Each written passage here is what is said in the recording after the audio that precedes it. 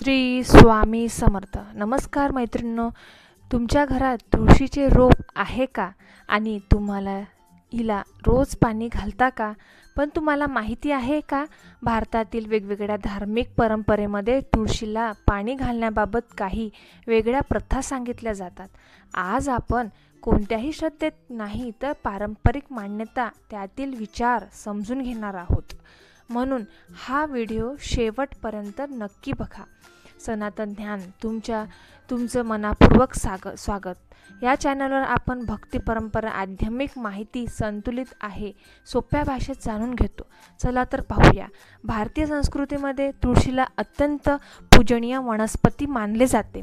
अनेक घरांमध्ये तुळशीची सुरुवात तुळशीला नमस्कार करून केली जाते. काही कुटुंबामध्ये तुळशीची पूजा, दिवा आणि प्रदक्षिणा याच्यातही परंपरा आहे. धार्मिक दृष्टिकोनाबरोबर तुळशीचे पर्याय आणि औषधी महत्त्वाची मोठी मानले जाते. त्यामुळे तुळशी काळजी घेणे हे अनेक घरातील दैनंदिन सवय असते.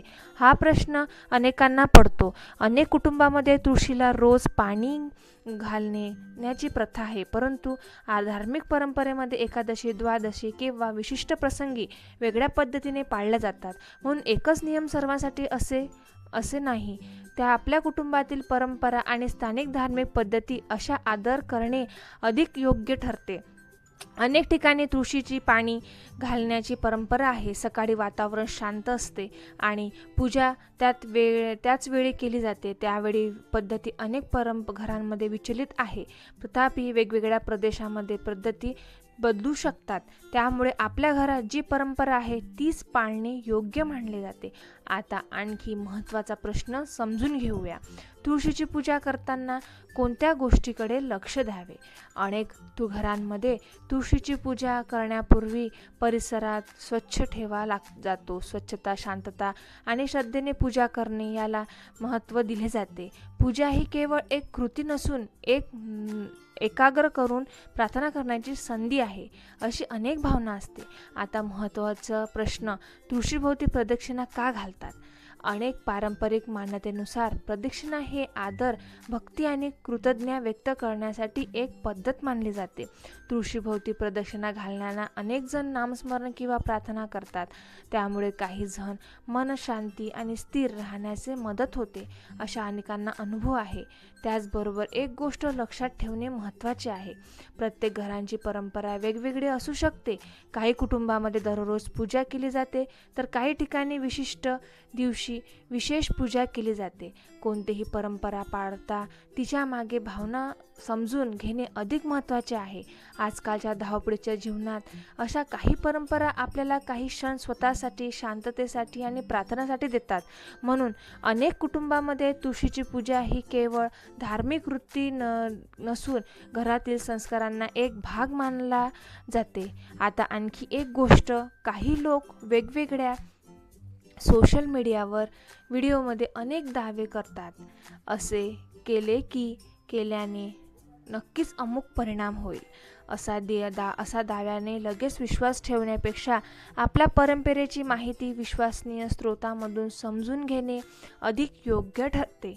धार्मिक परंपरेचा उद्देश श्रद्धा, सकारात्मक विचार आणि चांगले आचरण वाढवणे हा आहे.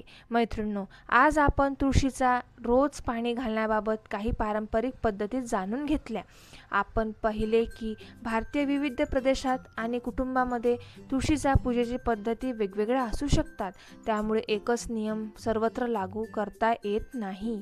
अनेक घरांमध्ये रोज सकाळी तुळशीची पाणी घालण्याची परंपरा आहे, तर काही परंपरांमध्ये विशिष्ट दिवसाबाबत वेगवेगळ्या प्रथा पाळल्या जातात. त्यामुळे आपल्या घरातील परंपरा, स्थानिक मंदिरातील मार्गदर्शन किंवा जाणकार व्यक्तींचा सल्ल्याचा आधार करणे योग्य ठरते. तुळशीची पूजा करण्याचा महत्त्व म्हणजे श्रद्धा, स्वच्छता आणि सकारात्मक भावना. पूजा ही केवळ एक विधी नसून काही क्षण शांतपणे प्रार्थना करण्यासाठी आणि एकाग्र मन करण्याची संधी असू शकते. आज सोशल मीडियावर अनेक प्रकारचे दावे दिसतात, पण कोणतीही माहिती स्वीकारण्यापूर्वी तिचा संदेश समजून घेणे आणि विश्वसनीय स्रोतांचा आधार घेणे महत्त्वाचे आहे. आपल्या परंपरा अनेक पिढ्यांपासून जपल्या गेल्या आहेत त्यामागील श्रद्धा समजून घेण्यास त्या अधिक अर्थपूर्ण वाटतात. म्हणून पुढच्या वेळेस तुळशीची पूजा करताना केवळ नियम म्हणून नव्हे तर श्रद्धा आणि कृतज्ञतेचा भावनेतही करा. तुमच्या घरी तुळशीची पूजा कशी केली जाते? रोज पाणी घालता का? की तुमच्या कुटुंबात वेगळी परंपरा आहे? कमेंटमध्ये मला नक्की सांगा. जर आजचा व्हिडिओ माहितीपूर्ण थोडा जरी आवडला असेल तर लाईक करा, शेअर करा आणि सनातन ज्ञान चॅनलला सबस्क्राईब करा. पुढच्या व्हिडिओमध्ये आपण आणखी एक सुंदर भारतीय परंपरेला अर्थ जाणून घेऊ. धन्यवाद. श्री स्वामी समर्थ. जय जय स्वामी समर्थ.